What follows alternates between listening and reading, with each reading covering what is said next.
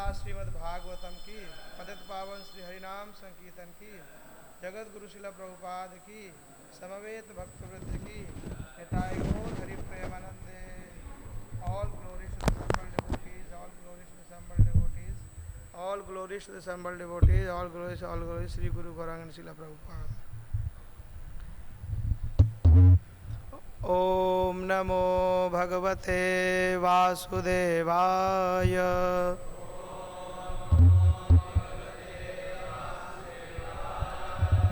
ओम नमो भगवते वासुदेवाय।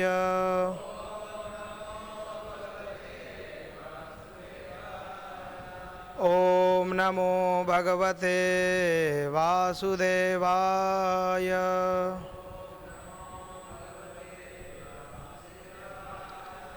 नारायणं नमस्कृत्य नरं चैव नरोत्तमं देवीं सरस्वतीं व्यासं ततो जयमुदीरयेत्। नष्टप्रायेषु भद्रेषु नित्यं भागवत सेवया भगवत्योत्तम श्लोके भक्तिर्भवति नैष्ठकी। हरे कृष्णा। तो आज हम लोग श्रीमद् भागवत के दशम स्कंध के अंतर्गत 14वें अध्याय ब्रह्म स्तुति नामक अध्याय से 8वें श्लोक पर चर्चा करेंगे।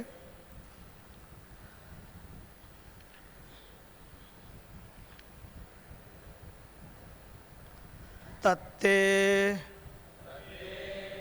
अनुकंपां सुसमीक्षमाणो भुञ्जान एवात्मकृतं विपाकं हृत वाग वपुर्भिर्विदधन् नमस्ते जीवेत यो मुक्तिपदे सदाय भाग। तत्तेऽनुकंपां सुसमीक्षमाणो भुञ्जान एवात्मकृतं विपाकं हृद्वाग् वपुर्भिर्विदधन् नमस्ते जीवेत यो मुक्तिपदे सदाय भाग। तत्तेऽनुकंपां सुसमीक्षमाणो भुञ्जान एवात्मकृतं विपाकं हृद्वाग् वपुर्भिर्विदधन् नमस्ते जीवेत यो मुक्तिपदे सदाय भाग। पढ़िए।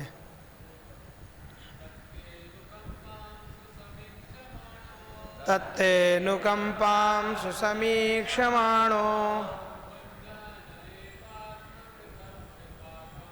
भुञ्जान एवात्मकृतं विपाकम् हृद्वाग् नमस्ते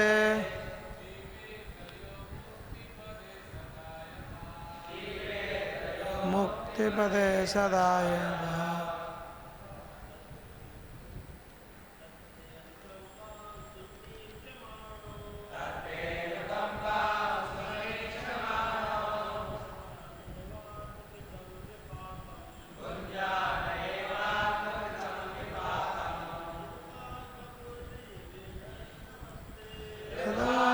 वपुर्भिर्विदधन् नमस्ते।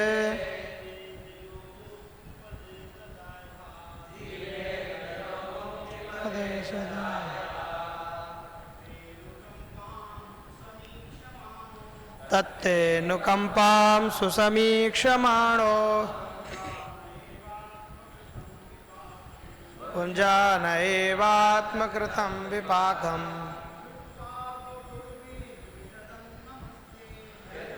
वपुर्भिर्विदधन् नमस्ते।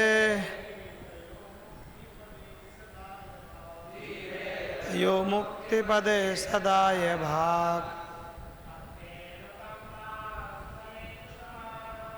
तत्तेऽनुकम्पां सुसमीक्षमाणो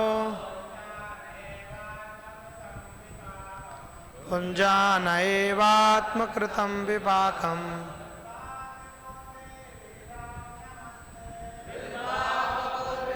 विदधन् नमस्ते।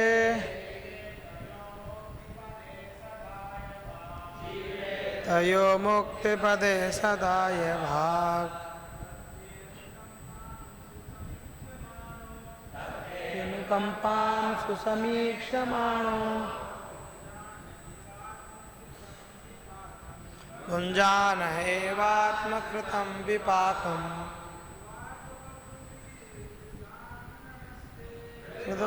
वपुर्भिर्विदधन् नमस्ते।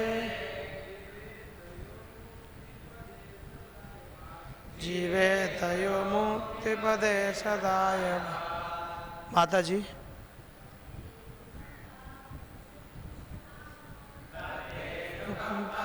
सुसमीक्षमाणो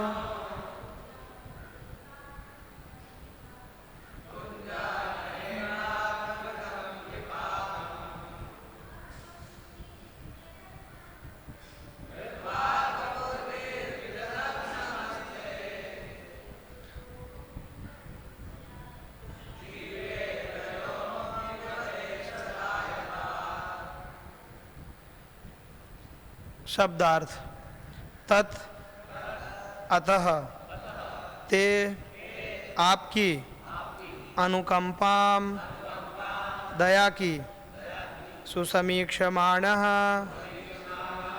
आशा रखते हुए भुंजानः सहन करते हुए एव निश्चय ही आत्मकृतम अपने से किया गया विपाकम कर्मफल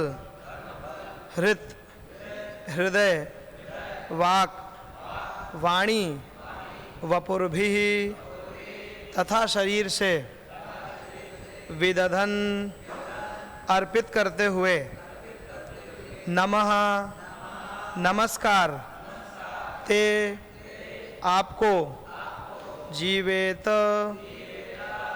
रहता है यह जो मुक्ति पद के लिए सह वह दाय भाग असली उत्तराधिकारी। अनुवाद एवं तात्पर्य। हे प्रभु, जो व्यक्ति अपने विगत दुष्कर्मों के फलों को धैर्यपूर्वक सहते हुए तथा अपने मन वाणी तथा शरीर से आपको नमस्कार करते हुए सत्य निष्ठा से आपकी अहेतुकी कृपा प्रदत्त किए जाने की प्रतीक्षा करता है, वह अवश्य ही मोक्ष का भागी होता है, क्योंकि यह उसका अधिकार बन जाता है। एक बार दोहराएंगे। हे प्रभु, जो व्यक्ति अपने विगत दुष्कर्मों के फलों को धैर्यपूर्वक सहते हुए तथा अपने मन वाणी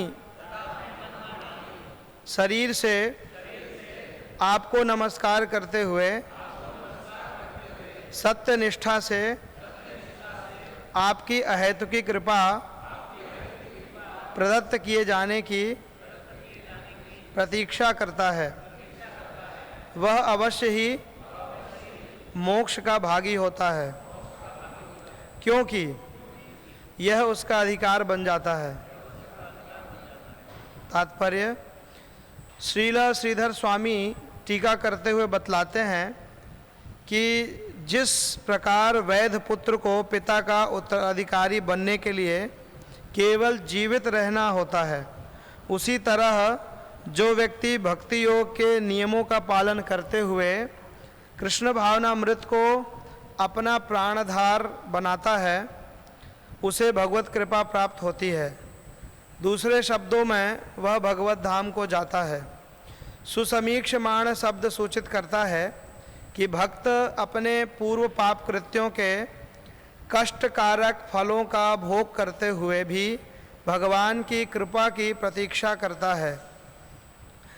भगवान श्री कृष्ण ने भगवत गीता में कहा है कि जो भक्त उनकी शरण में चला जाता है उसे पूर्व कर्म का फल नहीं भोगना पड़ता।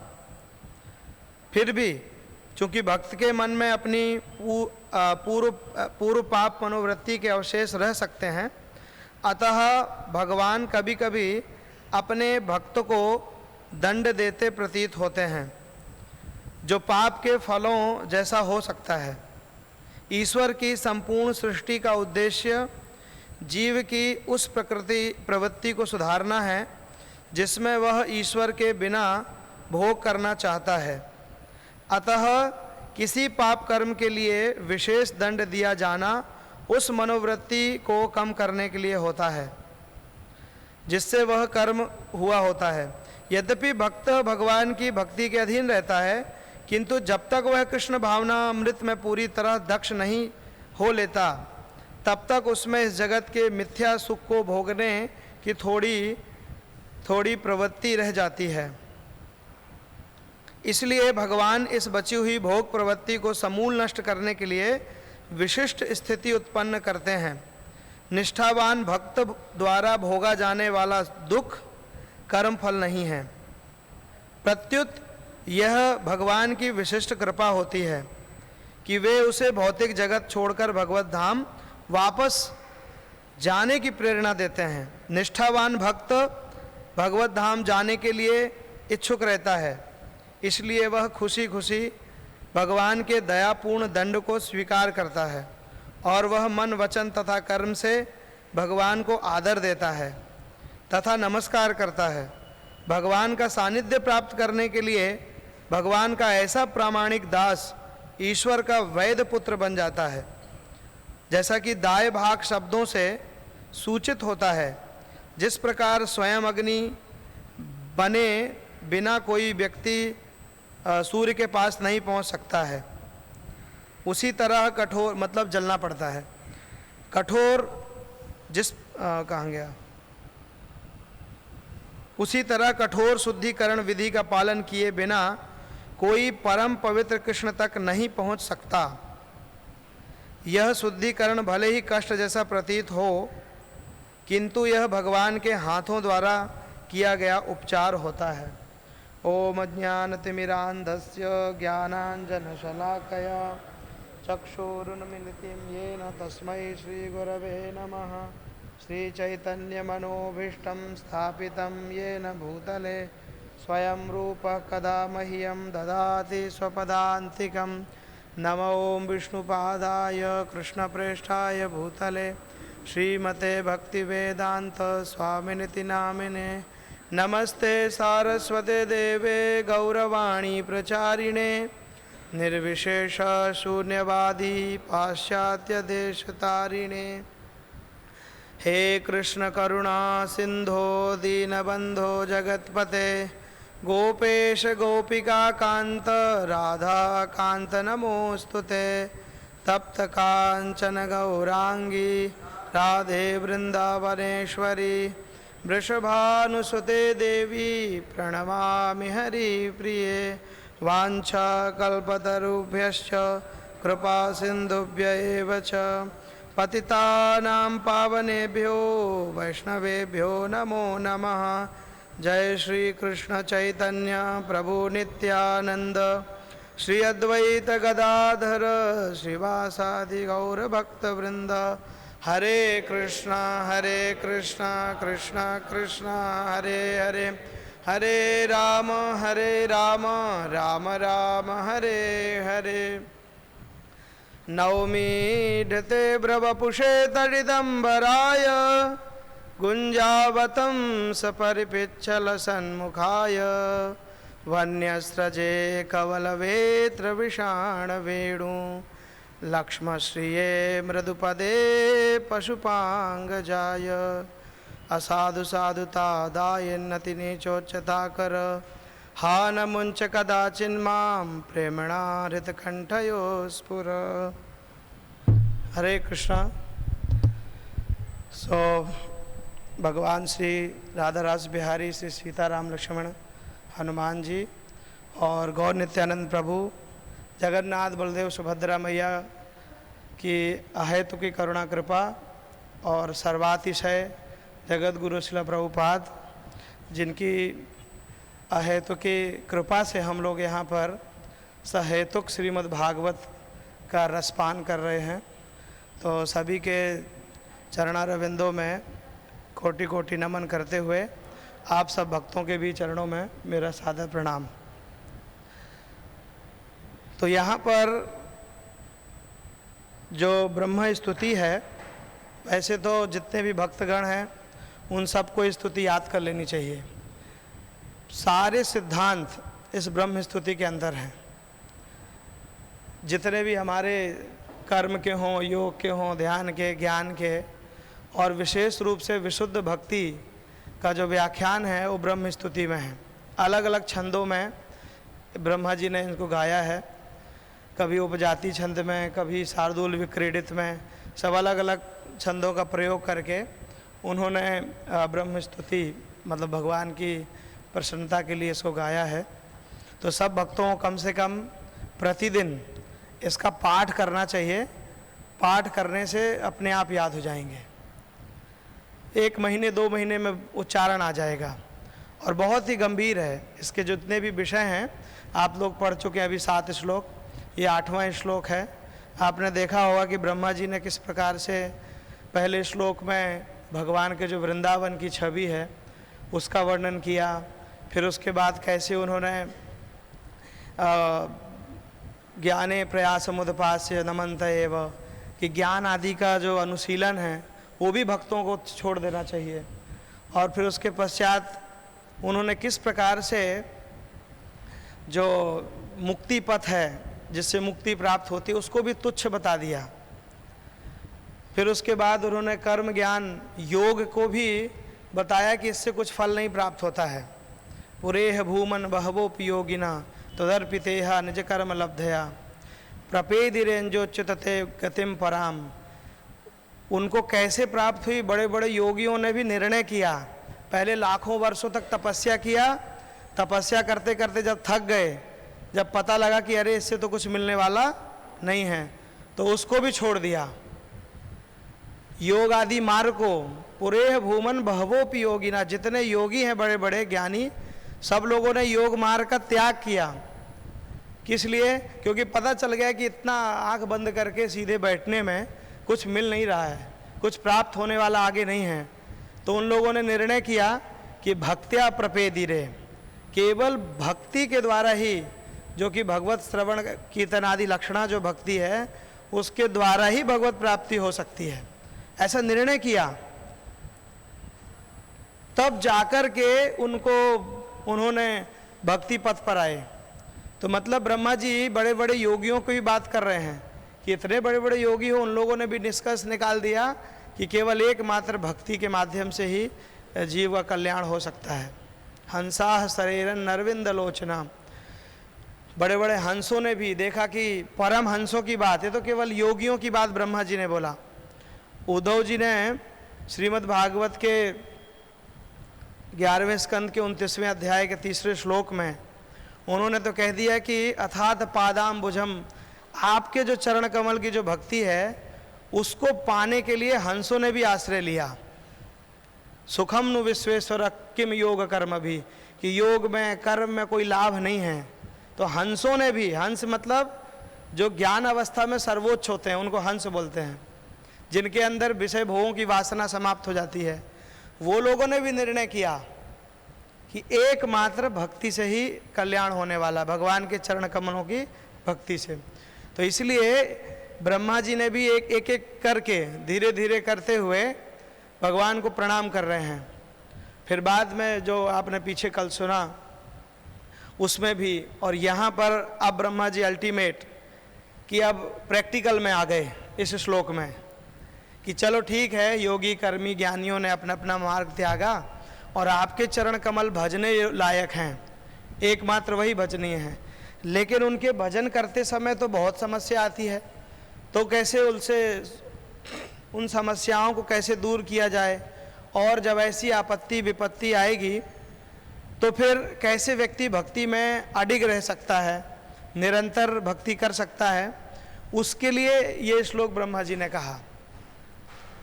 तो वस्तुतः वो उन्होंने अपने ऊपर इस श्लोक को लेकर के हम सबके लिए कह दिया कि तत्तेनुकंपाम सुसमीक्षमाणो भुंजानैवात्मकृतं विपाकम हृदवाग वपुर्भिर्विदधन् नमस्ते जीवे तयो मुक्ति पदे सदाए भाग। श्री राधा रास बिहारी की जय, श्री सीताराम लक्ष्मण हनुमान की जय, श्री गौर नित्यानंद प्रभु की जय। आदत क्या राधा श्याम सुंदर की है इसलिए ओके। तो ये श्लोक दैन्यता को व्यक्त करने के लिए है, ब्रह्मा जी के द्वारा जो कहा गया कि तत्तेनुकंपाम सुसमीक्षमाणः। ये देखिए दो प्रकार की टीका है इसके अंदर, तात्पर्य में भी दो प्रकार की बात है और जो आचार्यों का जो अभिमत है वो भी दो प्रकार का है। यदि हम इसको मोटी बुद्धि से समझ लें तो शायद सारे भक्ति के सिद्धांत समझ में आ जाएंगे कि वस्तुतः बात क्या है। यहाँ पर ब्रह्मा जी कह रहे हैं कि तत्तेनुकंपाम सुसमीक्षमाणः। सुसमीक्षमाण की जगह पर प्रतीक्षमाण भी पाठ है दूसरे पुरानी बुक्स में। समीक्षा करते हुए, प्रतीक्षा करते हुए, भुंजान एव आत्मकृतम विपाकम, अपने ही आत्मकृत मतलब अपने द्वारा जो भी पूर्व में किए गए कर्म हैं, क्योंकि कर्म करेंगे तो उसका फल तो प्राप्त होगा।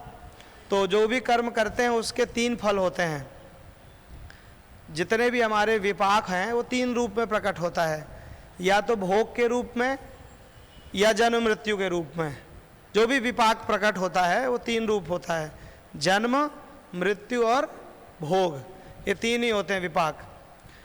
क्योंकि मेन जो कर्म है वो तीन होते हैं, संचित क्रियमाण कर्म, संचित कर्म और प्रारब्ध कर्म।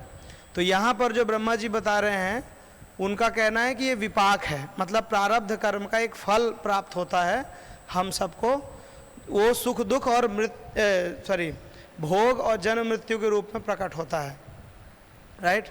तो इसीलिए, और तो जब ये दुख प्रकट होगा तो दुख में दिमाग भी डिस्टर्ब होता है, सुख में तो सब लोगों को अच्छा लगता है। तो ब्रह्मा जी कहते हैं कि यदि दुख भी आए तो उसको सहर्ष भोगना है। जैसे सुख आता है तो हम लोग बांटते हैं क्या? यदि मान लीजिए किसी की जॉब लग गई, बच्चे हो गए, विवाह हो गया, बहुत धन आया, करोड़ों रुपए, अरबों रुपए, तो कोई उसको बांटता है किसी के साथ कि ले लो भाई मेरे पास बहुत आए ले लो? कोई नहीं बांटता है। तो जब सुख आने पर व्यक्ति किसी से वो नहीं करता, साझा नहीं करता है, तो दुख प्राप्त होने पर यह प्रवृत्ति क्यों आती है? मिटाना चाहते हैं। सुखम में भूयात दुखम मा भूत, यह हमारी नेचुरल प्रवृत्ति है कि हमको सुख ही मिले, दुख मिले ही ना। तो इसी प्रवृत्ति को समझना है कि भक्ति वाले व्यक्ति को क्या करना है। तो भक्ति वाले व्यक्ति को क्या विचार करना है कि अरे ये तो आत्मकृत विपाक है। ब्रह्मा जी कह रहे हैं कि आत्मकृतम विपाकम, ये तो मेरा किया गया ही कर्म है जो मुझे मिल रहा है। तो जब मैंने सुख के समय में आने दो, तो दुख के समय में क्यों जाने दो, उसको भी भोग लेने दो। क्योंकि अवश्य भोक्तव्यम कृतम कर्म शुभाशुभम, क्योंकि जितने भी शुभ और अशुभ कर्म होते हैं वो भोगना ही पड़ता है। तो बेटर है कि उसको जाने दो, दुख ना आए ऐसी इच्छा भी नहीं रखना चाहिए, राइट। तो फिर क्या रखना चाहिए, तो क्या करना चाहिए? तो यदि वो आए तो ब्रह्मा जी कहते हैं कि आत्मकृतम विपाकम मन्यमानः भुंजानः, कि मैंने ही किया हुआ है, तो मेरा किया हुआ मुझे मिल रहा है, मेरा किया हुआ दूसरे को तो नहीं मिलेगा ना। संसार में जो कुछ भी करते हैं तो मैं करूँगा तो मुझे मिलेगा, मैं खाऊंगा तो मैं ही उसको उगलूंगा, राइट। तो इसी प्रकार से कर्म भी होते हैं, जो हम करेंगे वो हमको मिलेंगे, दूसरे को तो मिल नहीं सकता है।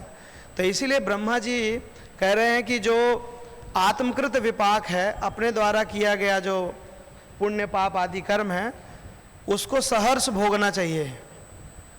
और कैसा करते हुए? तो हृदवाग वपुर्भि ही विदधन नमस्ते। कहते हैं कि हृदय से, वाणी से, मतलब अष्टांग, साष्टांग जो प्रणाम होता है ना भगवान को करते हुए, भगवान को ही नमस्कार करना चाहिए। कुल मिलाकर के हमको सीधे रास्ते में जाना है। जैसे क्या होता है कि हम लोग रास्ते में चलते हैं तो चलते चलते एकदम से चढ़ाई भी आती है, कभी ढलान आती है। तो ये संसारी जो अन्य लोग हैं संसार के, जो भक्ति नहीं करते हैं, ये उनके लिए है कि वो लोग जाएंगे जाएंगे, थोड़ा उनको कठिनाई आएगी, फिर वो नीचे जाएंगे, सुख दुख ऐसा होता रहता है, और उसमें वो बहुत नोट करते हैं और उसमें वो बहुत परेशान हो जाते हैं। लेकिन जो भक्त हैं उनको क्या करना है? उनको प्लेन रास्ते में जाना है, सीधे रास्ते में। उनको चढ़ाई वाले रास्ते में और ढलान से उनको कोई मतलब नहीं है। तो अर्थात इसका तात्पर्य ये है ब्रह्मा जी का कि चाहे सुख आए और चाहे दुख आए, उनको अमन्य माना।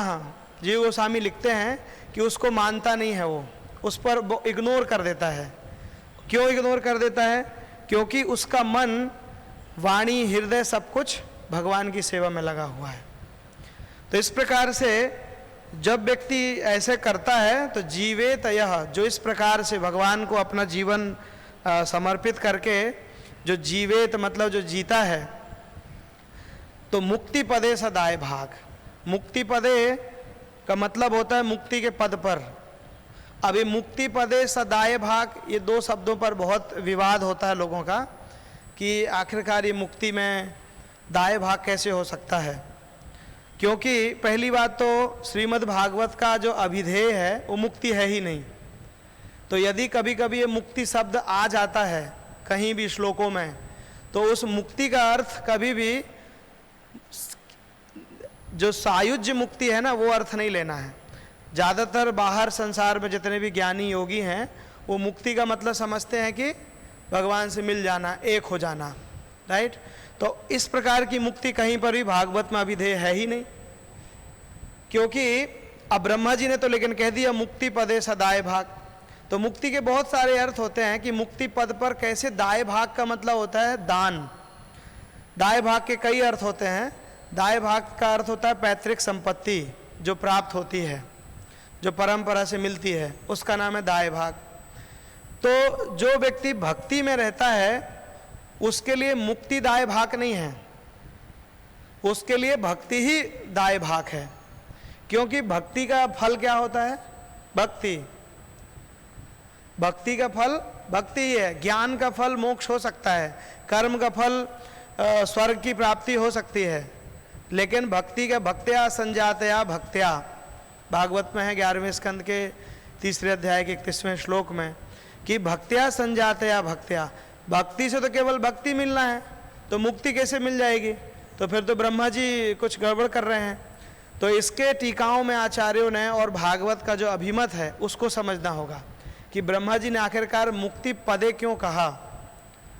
क्योंकि जब ये बात है कि भक्त्या संजातया भक्त्या, कि भक्ति से केवल भक्ति मिलनी है, तो जब कोई व्यक्ति प्रणाम करेगा हृदवाग वपुर विदधन नमस्ते, तो जब कोई व्यक्ति हृदय से, मन से, वाणी से भगवान की सेवा करेगा अपने अंगों से, तो उसको मुक्ति क्यों चाहिए?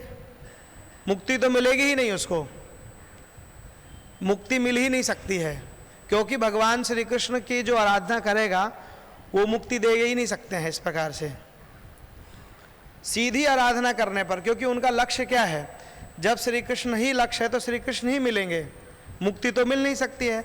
तो फिर ये दो बात क्यों ब्रह्मा जी ने कर दी कि यहाँ ये कह रहे हैं कि जो हृदय मन वाणी से आपकी नमस्कार करता है वही व्यक्ति को मुक्ति मिल जाती है। तो मुक्ति पद का यहाँ पर जो अर्थ है, मुक्ति पद के देखिए भक्तों की दृष्टि में, भक्ति में जो मुक्ति शब्द का प्रयोग होता है उसका मतलब होता है संसार से छुट्टी, बस इतना मतलब है। ज्ञानियों के मत में जो मुक्ति का अर्थ होता है वो होता है कि भगवान से मिल जाना या मैं ब्रह्म हूँ ऐसा ज्ञान हो जाना। योगियों के मत में है मिलना, ज्ञानियों के मतलब मैं हूँ ब्रह्म तो बस ऐसा ज्ञान हो जाना, बाकी मिलना तो कोई होता ही नहीं वहाँ पर। इसीलिए यहाँ पर जो ये कह रहे हैं कि मुक्ति पदे, और भक्तों के मत में भगवान के धाम की प्राप्ति हो जाना, भगवान के चरणों की सेवा की प्राप्ति हो जाना, यही मुक्ति है, और दूसरी मुक्ति होती नहीं है। तो इसलिए मुक्ति पदे का मतलब होता है कि मुक्ति च पदम च इति मुक्ति पदम तस्मिन मुक्ति पदे। दो यहाँ इतरेतर द्वंद्व समास का प्रयोग है संस्कृत में। तो विश्वनाथ चक्रवर्ती पाद बोलते हैं कि मुक्ति पद में दो शब्द हैं, मुक्ति और पद दोनों अलग अलग हैं। मुक्ति पदे का मतलब मुक्ति पथ पर नहीं, मुक्ति पदे का मतलब मुक्ति, जब व्यक्ति कोई भगवान की भक्ति करेगा तो उसको क्या मिलेगी? संसार से छुट्टी, राइट। और जब संसार से छुट्टी मिलेगी तो दूसरा फल क्या होगा? पदे, भगवान के चरणों की सेवा। तो भक्ति का जो मुख्य फल है वो तो भगवान के चरणों की सेवा है, और ये मुक्ति संसार से छुट्टी ये गौण फल है, ये अपने आप प्राप्त हो जाता है। तो इसीलिए जैसे पिताजी की संपत्ति में पुत्र को जीवित रहना ही मुख्य फल है, यदि वो जीवित ही नहीं रहेगा, जीवन ही नहीं रहेगा, तो उसको फल कैसे मिलेगा? आगे का लाभ नहीं उठा सकता ना। तो इसलिए भक्त के लिए भक्ति ही मुख्य फल है, या भगवान के चरणों की सेवा प्राप्त करना ही उसको वो दाय भाग प्राप्ति है, और कुछ उसके अलावा नहीं है। और दाय भाग भवेत मतलब भगवान की संपत्ति क्या है? भक्ति। क्योंकि भक्त्या माम अभिजानाति, भक्ति से मुझे जान सकता है। भक्ति वसह पुरुषः, वेद भी कहता है कि भक्तिवान पुरुष है। भगवान को यदि जानना है तो केवल भक्ति करना पड़ेगा। तो इसलिए वो भक्ति की ही प्राप्ति होती है। इसलिए दाय भाग का मतलब दूसरा जीव गोस्वामी करते हैं कि दाय भाग का मतलब ये होता है कि भगवान इतनी उस भक्त में योग्यता दे देते हैं। दाय का मतलब होता है दानम, तो दानम प्रेम लक्षणा भजते इति दाय भाग। ये पता है, ये केवल मुक्ति प्राप्त करने वाले व्यक्ति की बात नहीं। जी गोस्वामी लिखते हैं कि जो व्यक्ति भक्ति करता है तो दाय भाग हो जाता है, मतलब दूसरे को प्रेम देने के योग्य हो जाता है, इतना अधिकारी बन जाता है। और दूसरा अर्थ करते हैं दाय भाग का, संस्कृत में दा धातु है, उससे गाय प्रत्यय करने से दाय शब्द बनता है, ददाती देना, तो जो देता है। और दूसरा अर्थ करते हैं, एक धातु है संस्कृत में दो अवखंडने, अलग करना, तोड़ देना, खंडन करना, उससे भी गई प्रत्यय करने पर दाय शब्द बनता है। तो उनका कहना है कि जो भक्त है वो मुक्ति आदि को भी खंडित कर देता है, उसको प्राप्त हो जाने पर भी वो ये सोचता है कि मेरा तो इससे कल्याण होने वाला नहीं है, ऐसा सोचता है। तो इस प्रकार से दाय भाग की प्राप्ति का मतलब है कि भक्त को अपने आराध्य के चरणा रविंद्र की भक्ति की प्राप्ति होना। इसीलिए महाप्रभु ने जब सार्वभौम भट्टाचार्य ने इस दाय मुक्ति पदे का अर्थ किया था भक्ति पदे, क्योंकि ज़्यादा भक्ति बढ़ गई थी महाप्रभु से सुनने के बाद, तो उन्होंने सोचा कि चलो श्लोक का अर्थ ही बदल देते हैं। क्या अर्थ कर देते हैं? श्लोक ही बदल देते हैं, शब्द ही बदल देते हैं। तो उन्होंने क्या किया कि मुक्ति पदे को भक्ति पदे कर दिया।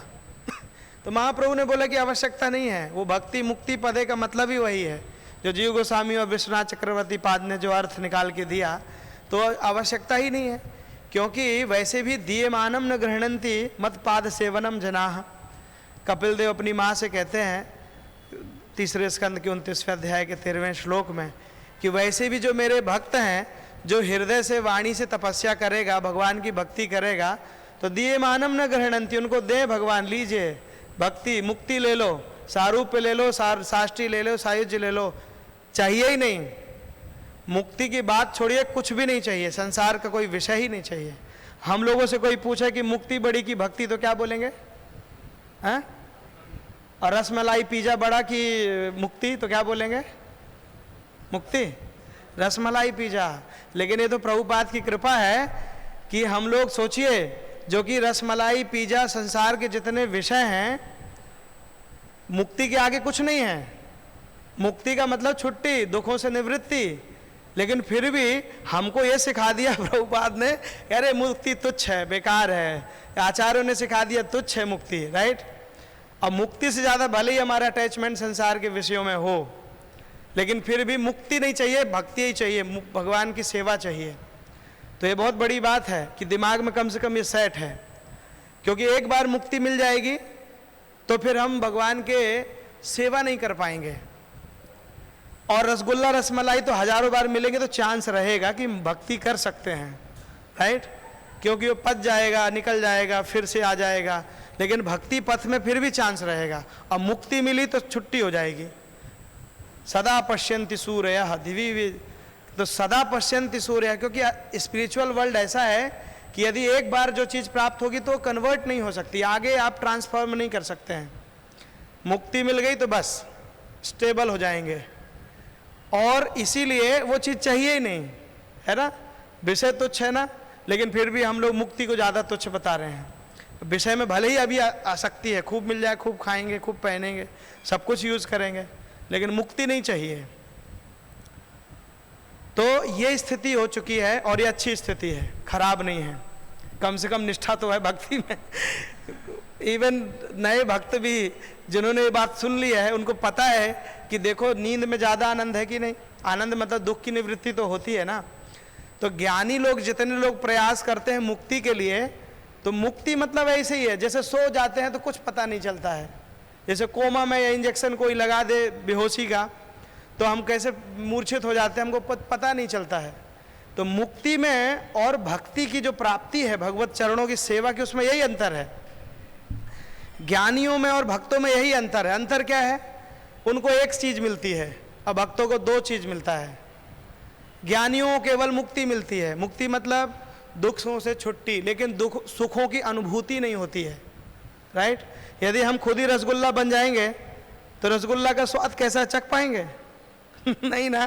तो मैं खुद ही ब्रह्म बन जाऊं या मैं भगवान में, ईश्वर में मिल जाऊं, तो मैं वो कैसा है ईश्वर जिसको कहा गया कि रसो वैसह रसगुम हे वायम लब्ध्वा आनंदी भवति, जो तैत्तिरीय उपनिषद में लिखा है कि रस को प्राप्त करके रसी हो जाता है, आनंद को प्राप्त करके आनंदी हो जाता है। आनंद हो जाता तो वहां भी नहीं लिखा है, रसगुल्ला खाकर कोई रसगुल्ला नहीं हो जाता ना, तो वह आनंद को प्राप्त कर कोई आनंदी नहीं होता है, वहां आनंदी लिखा हुआ है। आनंद तो वेद में भी नहीं लिखा है, लेकिन ज्ञानी लोगों ने जबरदस्ती अपना चलाने के लिए, बुद्धिस्टों को हराने के लिए और दुनिया भर के सीधे सीधे अर्थों को न समझने के कारण से उन्होंने अर्थ निकाल लिया कि आनंद को प्राप्त करके आनंद हो जाता है। ब्रह्मवित् ब्रह्मैव भवति, कि ब्रह्म को जानने के बाद व्यक्ति ब्रह्म हो जाता है।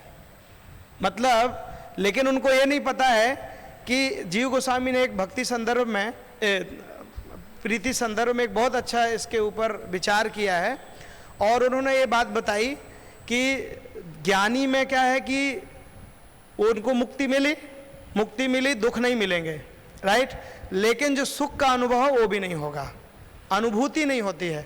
भक्तों को लाभ क्या है? दुख से निवृत्ति भी होगी और आनंद की प्राप्ति भी होगी। आपका बटुआ खो जाए, पर्स में जितने पैसे डले थे उतना ही मिल जाए, तो हाँ ठीक है, अच्छा है, इतना भाव आएगा। और मान लीजिए उसी में 2-4-10 हज़ार डॉलर और आ जाएं तो ज़्यादा लाभ होगा ना, ज़्यादा आनंद की प्राप्ति होगी, राइट, कि बटुआ भी खोया और साथ में फायदा भी मिला। तो हम अपना स्वरूप तो खोए थे कि हम कौन हैं, अब हमको वो मिल गया श्री कृष्ण के रूप में कि हम उनके दास हैं, हम उनके अंश हैं, तो उससे जब उनकी प्राप्ति होगी तो अपने स्वरूप का ज्ञान हो जाना बस सामान्य ज्ञान है, और भगवान के स्वरूप का ज्ञान हो जाना वो दिव्य ज्ञान है, वो अधिक प्राप्त हो जाना है। और इसीलिए नारद जी अपना ये जो नारद भक्ति सूत्र है उसमें बोलते हैं कि प्रतिक्षणम वर्धमानः, 26वां सूत्र है नारद भक्ति सूत्र का, उसमें बोलते हैं कि जो भगवान का जो आनंद है वो प्रतिक्षणम वर्धमानम, वो तो प्रतिक्षण बढ़ने वाला है ना। और ज्ञानियों का जो सुख है, सुख क्या है? दुख की निवृत्ति ही उनका लक्ष्य है। जितने हमारे वैदिक शास्त्रों के अनुगत जो 5 शास्त्र हैं, दर्शन शास्त्र, तो ये जितने भी न्याय, वैशेषिक, योग और सांख्य और पूर्व मीमांसा, इनका एक ही लक्ष्य है, क्या? दुखों की दुखों से छुट्टी हो जाए, बस 3 प्रकार के जो दुख हैं वो मिट जाएं। लेकिन एकमात्र जो वेदांत है, और वेदांत में भी जो वैष्णव वेदांत है जो रामानुजाचार्य बलदेव विद्याभूषण पाद ने किया, वही एकमात्र बताएगा कि दुखों की निवृत्ति केवल लक्ष्य नहीं है। इवन शंकराचार्य जी ने भले कह दिया कि आनंद प्राप्ति लक्ष्य है, लेकिन फिर भी उनकी दृष्टि में भी तो जड़ ही हो जाना है, क्योंकि उनकी दृष्टि में भी अक्रिय बन जाना है, निष्क्रिय बन जाना, निरीह बन जाना, निशक्तिक बन जाना है। अल्टीमेट ब्रह्म कैसा है? निरीह है, निशक्तिक है, अपिपासा, अबुभुक्षा, इस प्रकार का है।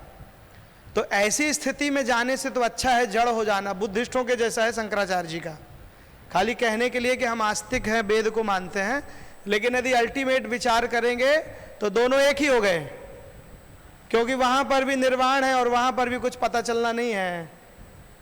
और यहां भक्तों को लाभ क्या है? क्यों? उसका एक कारण है। ज्ञानियों को इसलिए नहीं प्राप्त होता है, उसका एक मुख्य कारण है, क्योंकि ज्ञानी लोग क्या करते हैं कि जब वो ज्ञान साधना करते हैं, भागवत में भी है ये साधना, तो वो लोग क्या करते हैं? पृथ्वी को जल में, जल को अग्नि में, अग्नि वायु, वायु आकाश से ऐसा करते हुए मन अहंकार महातत्व में पहुंचा देंगे, राइट, प्रकृति तक पहुंचा देंगे, और मन को भी छोड़ देंगे। बाद में शुद्ध ब्रह्म बचेगा। और जब शुद्ध ब्रह्म होगा तो वो तो कुछ करता ही नहीं है, निर्गुण निर्विशेष ब्रह्म। तो इसलिए उनको अनुभव कैसे करेंगे? अनुभव करने के लिए क्या चाहिए? मन चाहिए ना। विषयों को भोगने के लिए क्या चाहिए? मन। तो वो तो अमना हो जाते हैं, बिना मन के हो जाते हैं। तो जब बिना मन के होंगे तो स्वाभाविक बात है कुछ भोग सकते ही नहीं, भोग का अनुभव नहीं कर सकते हैं। और जो भक्त लोग हैं वो लोगों के पास मन रहेगा, क्योंकि साधन भक्ति के बाद जो भाव भक्ति है, और भाव भक्ति के समय में जो भगवान का विशुद्ध सत्व प्रकट होता है हृदय में, उसमें क्या होता है? ये जो मन है हमारे, यही दिव्य बन जाता है। भागवत के 7वें स्कंद के पहले अध्याय में है, 34वें श्लोक में, 34वां या 37वां, वहाँ पर नारद जी जो व्याख्यान करते हैं सुखदेव गोस्वामी कि वैकुंठ में जितने भी लोग हैं, वैसे तो वहाँ लिखा है कि असुविहीना नाम वैकुंठ पुरवासी नाम। असुविहीन का मतलब प्राण इंद्रियां कुछ नहीं है, मायावादी लोग ऐसा बोलते हैं। लेकिन श्रीधर स्वामी, जीव गोस्वामी, ये लोग लिखते हैं कि शुद्ध सत्व देहा नाम, मतलब शुद्ध सत्व का देह रहता है। मतलब भगवान के धाम जाएंगे तो मन को त्यागने की आवश्यकता नहीं है। यही मन, इसी मन में, जिस मन में भक्ति का प्रादुर्भाव होगा, प्रेम का, यही मन लेकर के जाएंगे ना। और यदि हमने ये मन को यहीं छोड़ दिया तो फिर सेवा कैसे करेंगे? हमारा स्वरूप तो भूला रहेगा, राइट। तो इसीलिए जितने भी ज्ञानी गण हैं, यदि वो लोगों को, अभी मेरे से 3-4 दिन पहले हमारी क्लास थी भागवत की, तो एक बच्चा पूछा कि बुद्धिस्ट लोग तो निर्वाण में हैं, तो ये सुख मिलता वो। मैंने बोला कि देखो, ये सुख जितने भी हैं, जितने भी निर्वाण के सुख प्राप्त होते हैं, वो केवल और केवल कोमा में जाने जैसा है। तो बोला ये तो आपने अपमान कर दिया इन लोगों का। अपमान नहीं है, दुख की निवृत्ति होती है कि नहीं सो जाने पर? कुछ पता चलता है? किसी को भी नहीं पता चलता है। सो गए तो सो गए, ना सुख का पता चला ना दुख का। तो ये स्थिति होती है ज्ञानियों की। इसीलिए मुक्ति पदे सदाए भाग भक्त के लिए नहीं है कि मुक्ति मिलेगी, उसको चाहिए ही नहीं, उसका अभिधेय ही नहीं है। न योग सिद्धिर पुनर्भवम वा। भगवान के जितने भी भक्त हैं, जैसे नाग कन्याएं भागवत के 10वें स्कंद के 16वें अध्याय के 37वें श्लोक में बोलती हैं, न योग सिद्धि अपुनर्भवम। यही बात भगवान उद्धव जी से कहते हैं कि जो मेरे भक्त हैं, न योग सिद्धि अपुनर्भवम वा, 11वें स्कंद के 14वें अध्याय के 14वें श्लोक में। और यही श्लोक 6वें स्कंद के 11वें अध्याय के 25वें श्लोक में भी है, सेम चीज, न पारमेष्ठ्यम न योग सिद्धि वाला श्लोक। ये 3 बार रिपीट है, और तीनों में एक ही बात है बीच तीसरी लाइन में कि न योग सिद्धि अपुनर्भव, मतलब मोक्ष तो चाहिए ही नहीं। मोक्ष लेकर के, क्योंकि छुट्टी हो जाएगी, कुछ मिलने वाला है नहीं। और भगवान के धाम में जाएंगे, सेवा करेंगे, श्री कृष्ण को देख देख करके, उनका रूप इतना सुंदर है कि देख देख करके इतना आनंद बढ़ेगा, इतना आनंद बढ़ेगा, अनलिमिटेड। आप कहेंगे कि उसमें कोई लिमिटेशन होगी, तो जहाँ पर काल नहीं होता, टाइम नहीं होता है, जहाँ लिमिट नहीं होती है, वो निरंतर, इसलिए प्रतिक्षणम वर्धमानम, हर समय बढ़ने वाला है। जैसे पूर्णिमा का चंद्रमा होता है ना, एक अमावस्या का चंद्रमा पता है सबको कैसा होता है? पहले पूरा रहता है, फिर धीरे धीरे धीरे धीरे कम होते जाता है। और जो पूर्णिमा का चंद्रमा होता है वो कैसे होता है? एक एक कला बढ़ते जाता है। तो गोलोक की स्थिति ऐसे ही है, पूर्णिमा के चंद्रमा के जैसे निरंतर वहाँ बढ़ने वाला है। तो अब जो ज्ञानी है उनको सोच लेना चाहिए। अब ब्रह्मा जी ने पीछे भी कह दिया कि केवल वो भूसी कूटने के जैसा है, लब मिलना कुछ नहीं है, हाथ कुछ नहीं लगने वाला है। और यदि मान लो हमारे वैदिक शास्त्रों में बहुत चर्चा है मुक्ति की, हर जगह मुक्ति ही मुक्ति लिखा है, भगवत प्राप्ति तो ये शब्द बहुत कम है, गोलोक प्राप्ति वैकुंठ प्राप्ति तो बहुत कम है, ये मुक्ति ही है सब जगह। क्योंकि अनंत काल से जितने समय से शास्त्र हैं तब से मुक्ति की ही चर्चा लोग किए जा रहे हैं। ये तो जो चैतन्य महाप्रभु आए और भक्ति को जिन्होंने समझाया, नहीं तो पहले जितने भी ज्ञानी लोग थे वो सब मुक्ति के लिए ही प्रयास करते थे। लेकिन वास्तविकता में भगवान का धाम है, वहाँ पर हमको सेवा करना है। अच्छा, यदि कोई कहे कि अरे आप लोगों का भक्ति वाला जो धर्म है ये शास्त्र है, ये झूठा है, गोलोक धाम होता ही नहीं है। देखिए, पहली बात तो चाहे ज्ञानी हो चाहे भक्त हो, मरने के बाद तो वैसे भी किसी को पता कुछ नहीं है। आज तक जो मर के गया या समाधि लगा कर गया या भगवान के धाम में गया, वो वापस तो बताने आया नहीं, राइट? यदि कोई बोला कि निर्वाण में ज़्यादा फायदा है आंख बंद करने में, आंख बंद करना, अपने मन को चिंतन करना, ये अपने आप की सफाई है। ये कोई भी व्यक्ति ध्यान करने जब बैठता है या ज्ञान करने बैठता है, वो तो उसमें अपनी शुद्धि है, इसमें कुछ और नई चीज प्राप्त नहीं होती है। अपने आप को रोकना, किससे रोकना?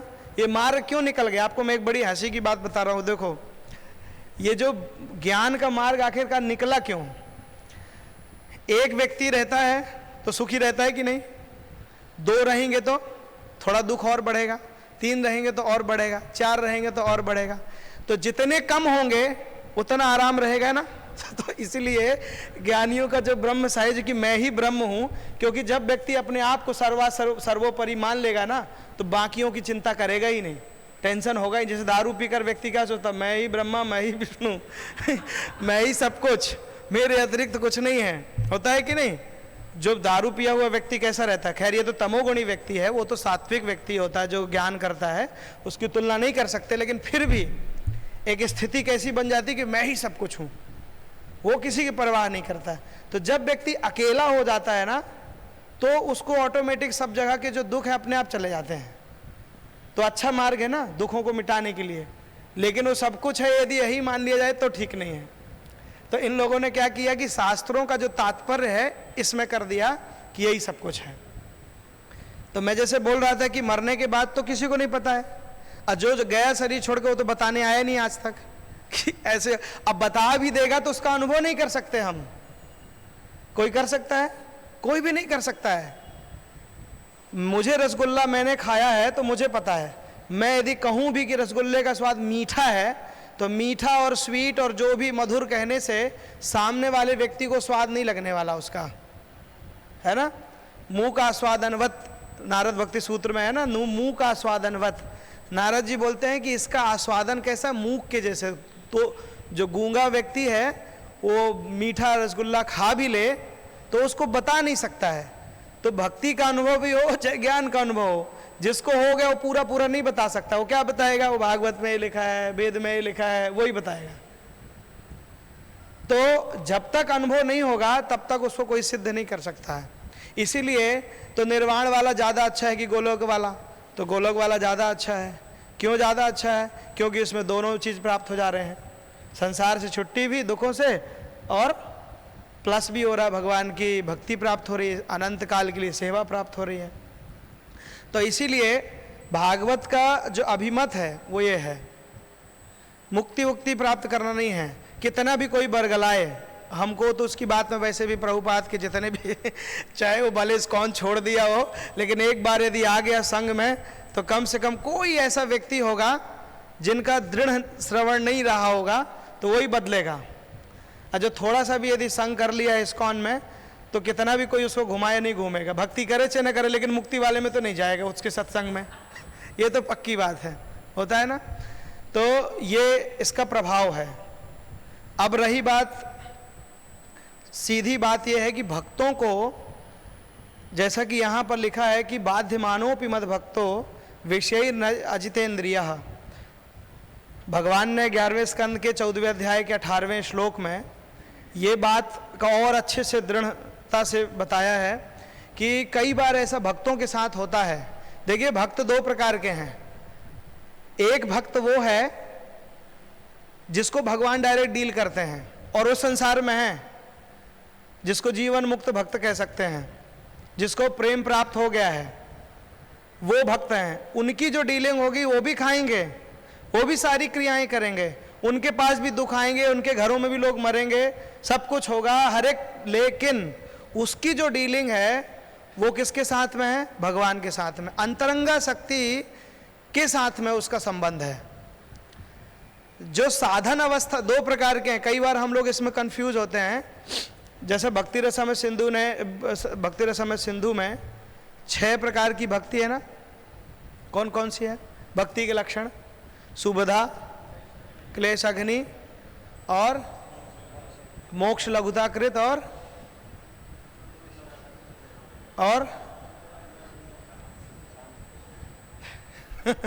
तो सुबधा, इनको जो 6 लक्षण है इनको 2-2 को 3 में बांट देना है। सुबधा जो है और क्लेश अग्नि, क्लेश 5 प्रकार के होते हैं, शुभ 4 प्रकार के होते हैं। शुभ जो मिलता है ना, अब इसका एक्सप्लेनेशन नहीं करेंगे, इतना समझना है कि जो सुबधा है और क्लेश अग्नि है, साधन करते समय समाप्त होते हैं, कम होते जाते हैं, मिलते हैं लेकिन कम होते हैं। समझ में आया? तो जो व्यक्ति साधक है, अभी प्रेम नहीं मिला है, क्योंकि हमको मूर्ति को देख करके मूर्ति जैसी ही फीलिंग होती है। यदि यह भगवान होते तो शायद हम कभी ना छोड़ते, ऐसी फीलिंग हो जाती थी। अब वेद में लिखा हुआ है कि मूर्ति को देख करके तो बुद्धि करनी नहीं कि मूर्ति है। अस्तित्व एवं उपलब्धस्य तत्व भाव प्रसीदति, कठोपनिषद में नचिकेता को बताते हैं महाराज कि अस्ति एवं यही है, ऐसा ऐसी बुद्धि यही है, इसके अलावा यदि कोई और है तो ये बुद्धि में बोला उसको प्राप्ति नहीं हो सकता है तत्व भाव। तो इसलिए साधन अवस्था में केवल 2 चीज होंगी। क्या होगा? शुभ मिलेंगे, सम्मान आदि 4 प्रकार के शुभ हैं, और क्लेश जाएंगे, अविद्या, अस्मिता, राग, द्वेष, अभिनिवेश, इस प्रकार के क्लेश होते हैं 5। और उस क्लेशों का और भी व्याख्यान है डिटेल में। क्लेश चले जाएंगे, कष्ट चले जाएंगे, राइट। मैंने 3 प्रकार के क्लेश बताया भक्ति रसम सिंधु में, तो वो क्लेश भी चले जाएंगे। साधन करते समय धीरे धीरे भक्ति जो करता है, एक्चुअली क्या होता है, भक्ति करने से वो नहीं जा रहा है, भक्ति करने से वो क्लेश नहीं दूर हो रहे हैं। भक्ति करने से जो विवेक प्राप्त हो रहा है ना, तो उस विवेक से व्यक्ति निर्णय सही कर पा रहा है। ध्यान समझिए, हम क्या करते हैं कि हम निर्णय गलत करते हैं, काम करते समय हम बुद्धि का प्रयोग कम करते हैं। जो भक्त लोग होते हैं वो पॉजिटिवली सोचते हैं, भक्ति की दृष्टि से सोचते हैं। तो इसके लिए भक्ति करने से किसी का कष्ट दूर, ऐसा नहीं है। भक्ति करने से जो विवेक उत्पन्न हो रहा है हृदय में, उस विवेक के द्वारा जो कार्य हो रहे हैं, तो अल्टीमेट भक्ति ही करा रही है, बात बोल सकते हैं। समझ में है? तो जो भक्ति नहीं करते हैं, जो संसार में है, उनका वो विवेक उत्पन्न हो ही नहीं रहा है। तो जब वो हृदय दूषित है, विवेक उत्पन्न हुआ नहीं, तो फिर उनसे पाप कर्म हो जाते हैं, गलत कार्य होते हैं। इसीलिए तो, और तीसरा कौन सा है? मोक्ष लघुताकृत और सुदुर्लभा, है ना। तो भाव भक्ति, जब साधना कोई अच्छी करेगा तो भाव भक्ति का मतलब अरुणोदय के जैसे अरुणोदय होता है ना, सूर्योदय के पहले अरुणोदय, लाल लाल, तो लालिमा को देखकर क्या लगता है, अब जो है अंधेरा चला गया, अब केवल सूर्योदय होने वाला है। तो साधन भक्ति यदि अच्छे से हुई, तब जाकर के वो अरुणोदय होगा, मतलब भाव भक्ति का उदय होगा, और तभी मोक्ष लघुताकृत की भावना आएगी। और सुदुर्लभा है, वो जल्दी मिलती भी नहीं है। मुक्तिम ददाति करेचित न भक्ति योगम, भागवत के 6वें स्कंद के अंत वाले श्लोक में लिखा है, 5वें स्कंद के 6वें अध्याय में, कि भगवान कभी कभी मुक्ति दे देते हैं, भक्ति योगम ना, इसलिए भक्ति सुदुर्लभा है। अब मुक्ति का तो मतलब ही है कुत्सित होती है, दूषित है। विश्वनाथ चक्रवर्ती पाद ने तो कहा है कि मुक्ति का मतलब ही है वो कुत्सित चीज है। तो दो हो गए, साधन भक्ति और भाव भक्ति। और तीसरा कौन सा है? श्री कृष्णाकर्षणी। अभी श्री कृष्ण क्यों नहीं हमको आकर्षित कर रहे हैं? क्योंकि ये 2 स्टेप पार किए नहीं है ना। इतना करने के बाद भी इतना श्रवण, इतना आकर्षण क्यों नहीं है कि हर समय लगे रहें? क्यों विषयों में मन चला जाता बीच बीच में? क्योंकि कहीं ना कहीं जो रूट है, साधन है, उसमें गड़बड़ी हुई, इसीलिए वो भाव उदित वैसा हुआ नहीं। और इसके लिए श्री कृष्ण आकर्षणी और सांद्रानंद विशेष आत्मा, केवल उसमें आनंद में डुबो देना वाला वो कार्य नहीं। तो यहाँ पर जो बात है, ब्रह्मा जी जो कह रहे हैं, ये इसमें विश्वनाथ चक्रवर्ती पाद ने बहुत अच्छी बात लिखी है, भागवत से कोटेशन भी दिया कि ये जो भक्त जो है, भक्त के लिए पिता एवं पुत्रम, कि जैसे पिता अपने पुत्र को मारता भी है, कभी डांटता भी है, कभी प्यार भी करता है, कभी आलिंगन भी करता है ना। तो पृथु महाराज का कोट किया है उन्होंने, पृथु महाराज का जो 4थे स्कंद के 20वें अध्याय के 31वें श्लोक में है कि पितेव पुत्रस्य पुत्रम, जैसे पिता अपने पुत्र को पालता है ना, ऐसी भगवान अपने भक्तों को कभी कभी दुख देते हैं, कभी सुख देते हैं, कभी कोई वस्तु प्रदान करते हैं। तो जब भगवान डीलिंग करते हैं तो उस समय जो भक्तों को सुख दुख होता है वो भगवान के द्वारा दिया गया है। तो वो जो भाव अवस्था को पार कर लिए हैं। और जब माया डीलिंग करती है, जो साधक होते हैं सामान्य, उस समय जो सुख दुख होते हैं वो हमारे विपाक होते हैं। तो ब्रह्मा जी ने एक बात में 2 बातें बोल दी। तो विपाक दोनों प्रकार का है। एक किसके लिए? जो भक्तों को जो सुख दुख प्राप्त होता है वो केवल अंतरंगा शक्ति के अधीन होकर के ही प्राप्त होता है। जैसे ध्रुव महाराज को भगवत प्राप्ति हो गई, लेकिन फिर भी क्रोध आया कि नहीं, मारने चल दिए यक्षों को, है ना। प्रहलाद महाराज को भगवान की प्राप्ति हो गई जब उधर में ही, फिर भी इतने सारे संसार को चलाया, विषयों का भोग किया, लेकिन कोई भी विषय उनको पकड़ नहीं पाए।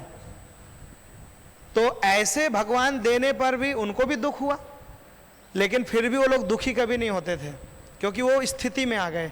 लेकिन जो साधक होता है उसको जब प्रारब्ध के अनुसार, पुण्य पाप के अनुसार सुख दुख की प्राप्ति होती है, तो उसमें दुख आता है, उसमें से वो विचलित हो जाता है, वो परेशान हो जाता है।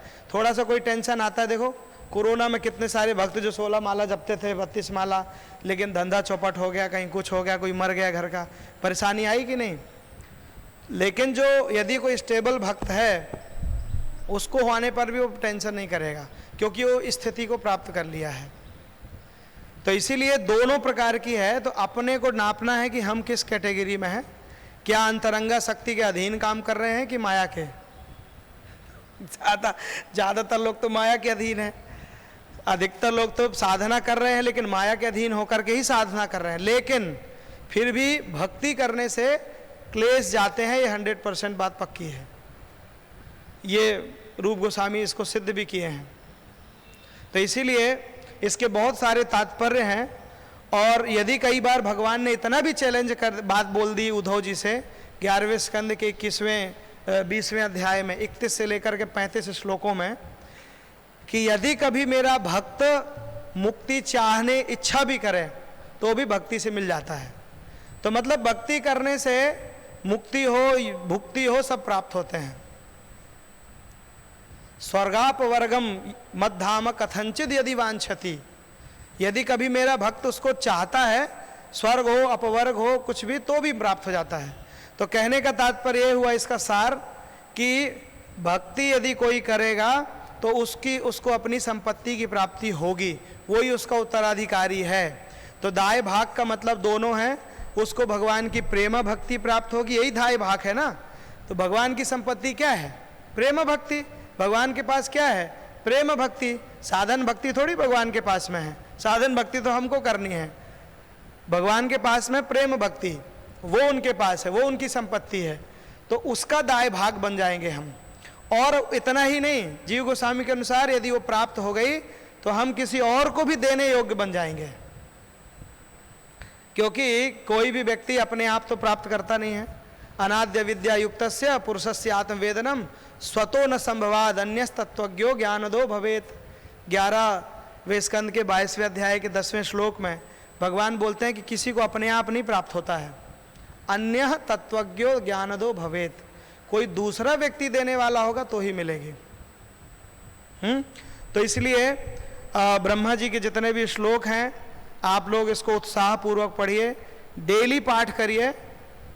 60-62 श्लोक हैं इस अध्याय में, और उस ब्रह्मा जी के तो कम ही हैं, तो यदि इसका पाठ करेंगे तो याद हो जाएंगे। और मीनिंग बहुत अच्छी है, ब्रज की लीलाओं से लेकर के ज्ञान भक्ति सब कुछ वर्णन कर दिया, सबको तुच्छ बता दिया, इसीलिए बहुत ही अच्छा अध्याय है। और अलग अलग छंद में है, जिसको पाठ करना है तो मैं हेल्प भी कर सकता हूँ, मैं आज हूँ यहाँ पर तो मैं अलग अलग गाकर उसको बता भी सकता हूँ कैसे गाना है। और बहुत ही आनंददायक श्लोक है, डेली इसको गाइए जब तक याद ना हो जाए। पूरे भागवतम में ये श्लोक सब बहुत फेमस है, सब जगह, सभी आचार्यों के बीच में, विद्वानों के बीच में, और हमारे इस्कॉन में भी प्रभुपाद भी बार बार कई बार लेक्चर में बोलते हैं। तो भगवान के भक्तों को केवल भक्ति से ही सब कुछ प्राप्त होगा। ये ज्योतिषियों के पास जाना, कई बार भक्त लोग जाते हैं ना दिखाने अपना भाग्य का अंगूठी पहनते हैं पत्थर की, और कहीं कुछ नक्षत्र, कुछ भी नहीं होगा, ठीक है। ये सबसे कुछ होने वाला नहीं है, अपनी बुद्धि का प्रयोग करने से ही सब कुछ होगा। और वो बुद्धि आएगी कैसे? भक्ति करने से। तो भक्ति करने से सब कुछ प्राप्त होगा, किसी के पास कहीं अन्यत्र जाना ही नहीं है, और फिर हम दाएं भाग बन जाएंगे। तो इस श्लोक का तात्पर्य यही है, और बातें तो बहुत सारी हैं, लेकिन अपनी वाणी को यहीं पर विराम देंगे। किसी को कोई प्रश्न है?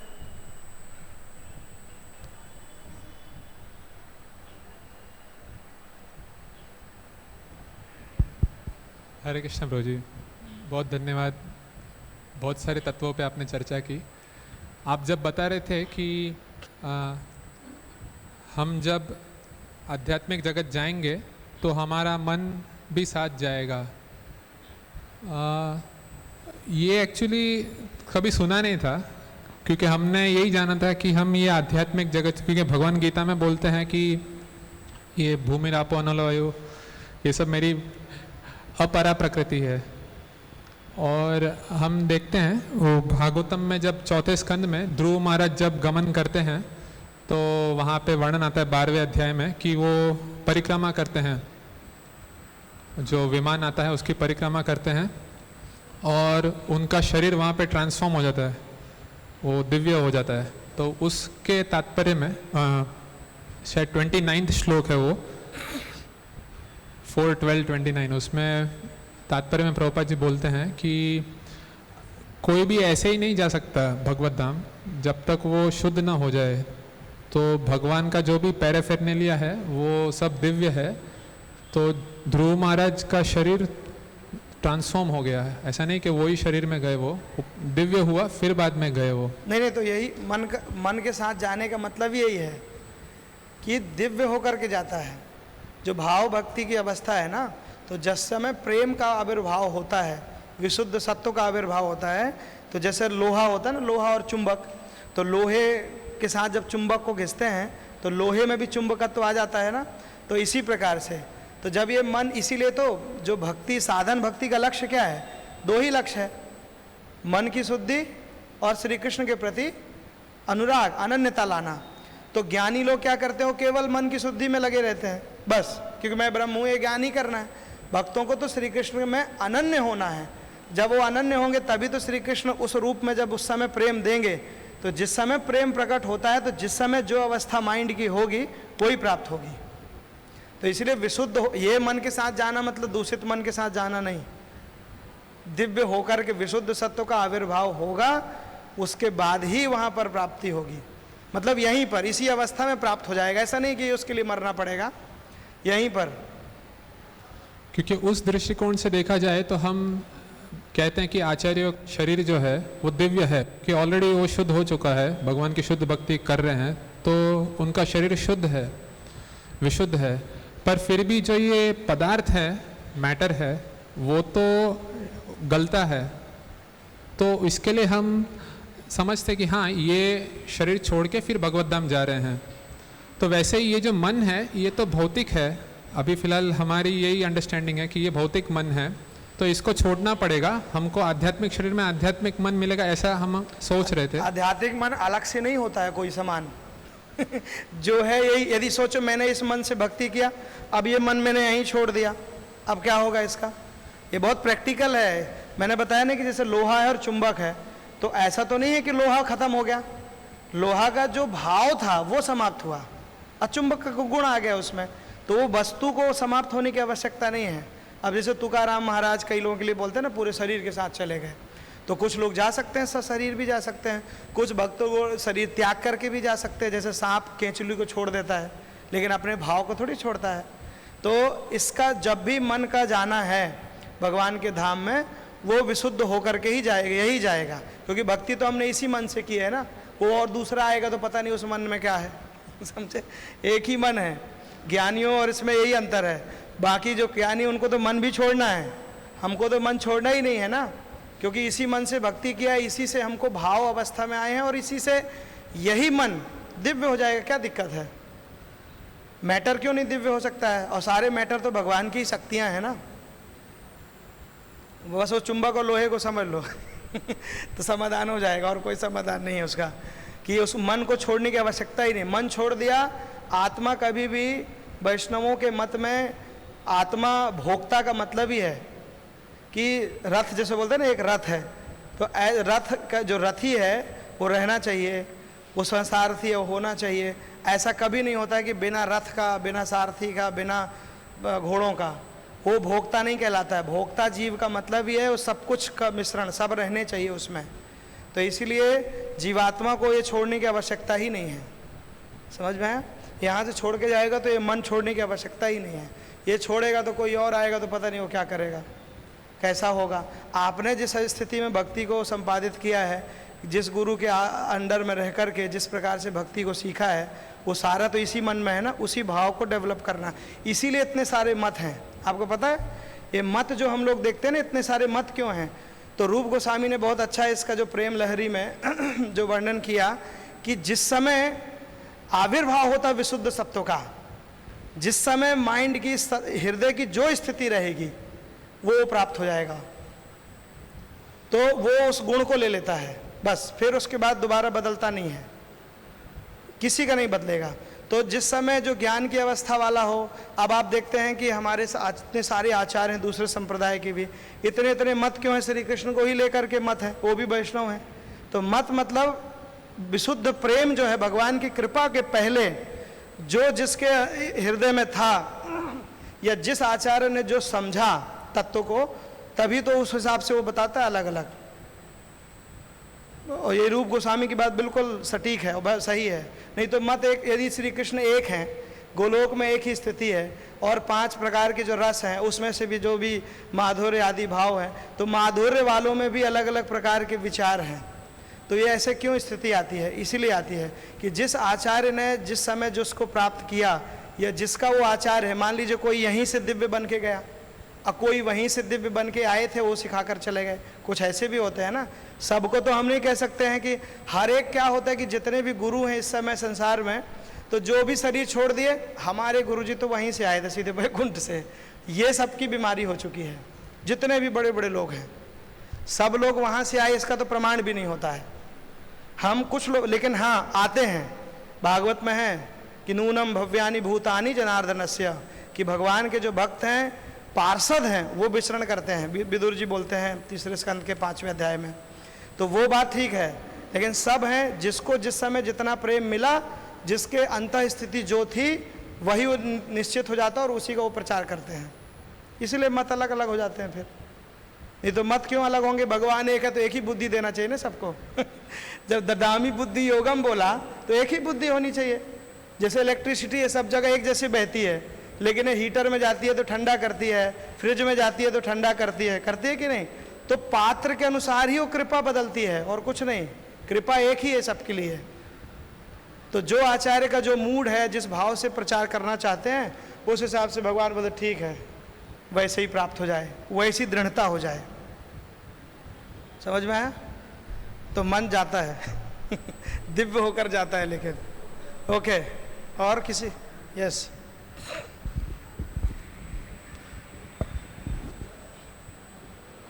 वो ज्ञानी लोग छोड़ के जाते हैं, इसलिए वो बात बोली गई है। हरे कृष्णा। हरे कृष्णा। बहुत बहुत धन्यवाद आपको बहुत सुंदर प्रवचन है। तो मेरा एक प्रश्न है जो आप लास्ट में बताए, तथाकथित जो एस्ट्रोलॉजर है, भविष्य बताते हैं, और आजकल एक ग्रुप इस्कॉन में बहुत फेमस हो गए जो कि यज्ञ करते हैं। यज्ञ और एस्ट्रोलॉजर वाले इतना फेमस हो गए हैं, ये जब भी बताते हैं आजकल बोलते हैं कि देखो ये सब भागवत में आप जो भक्ति शुद्ध, आपका तो होता नहीं शुद्ध भक्ति, आपको थोड़ा ये भी फॉलो करना पड़ेगा। तो उसके बारे में थोड़ा बताइए। पहली बात तो बिल्कुल भी आवश्यकता नहीं है, बिल्कुल भी। ब्रह्मा जी ने यहाँ कह दिया हृदय वाग वपुर्भिर विदधन नमस्ते। हृदय से, वाणी से, शरीर से, मन से, जो भी हैं हमारे पास इंस्ट्रूमेंट, उन सब से। ये जितना एस्ट्रोलॉजर के पास कौन जाता है? जो दुखी होता है ना। तो जब भगवान ने कह दिया भागवत के 11वें स्कंद के 20वें अध्याय के 32वें श्लोक में कि न यत कर्मभिर यत तपसा ज्ञान वैराग्य यतस्य यत योगेन दान धर्मेण श्रेयोभिरतरैरपि, कहते हैं भगवान की जितने भी ज्ञानी कर्मी योगी, जिससे भी जो ज्ञान से, जो कर्म से, जो योग से जो प्राप्त होने वाला है, सर्वम मद भक्ति योगेन लभते मद भक्ता, तो सब कुछ मेरा भक्त भक्ति योग से मिल जाता है, प्राप्त कर लेता है। तो क्यों करना है? पहली बात तो कोई भी भविष्य करता, मैं आपको एक बात बता दूं, मैंने क्या बताया कि कोई भी कर्म फल का 3 भाग होते हैं। क्या होता है? जन्म, मृत्यु और भोग। मनुष्य पहली बात तो पूरा पूरा भाग्य के अधीन नहीं है, इसको दिमाग में डाल लेना चाहिए।